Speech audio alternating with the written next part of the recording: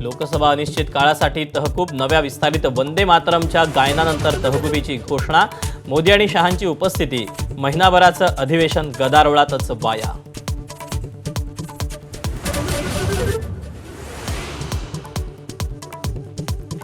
उत्तराखंडमधील हल्द्वानीमध्ये भाषणानंतर भाजपकडून मंचावर शुद्धीकरण, राज्यसभेत काँग्रेस खासदार मल्लिकार्जुन खरगेंचा आरोप, सरकार शुद्धीकरण प्रकरणाची चौकशी करेल, नड्डांकडून आश्वासन.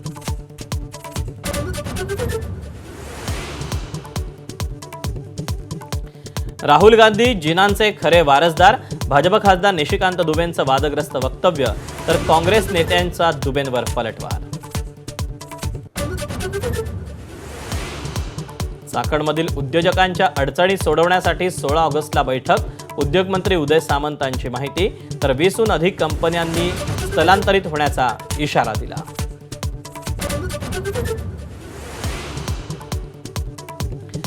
दोन्ही राजघराण्यांनी गॅझेटची शिदोरी उघडावी, साताऱ्यामध्ये मराठा नेते मनोज जरांगेंचं आवाहन, कोल्हापूर साताऱ्यातील दोन्ही घराण्यांचा सन्मान करतो, जरांगेंचं वक्तव्य.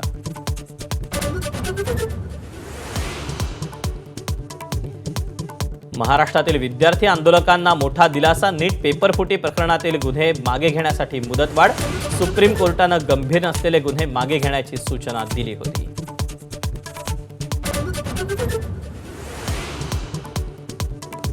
पंधरा ऑगस्टला नाशिकमध्ये गिरीश महाजन, तर रायगडमध्ये भरत गोगावलेंच्या हस्ते ध्वजारोहण, तर पालकमंत्री पदाबाबत येत्या 2 दिवसात घोषणा होण्याचा गोगावलेंना विश्वास.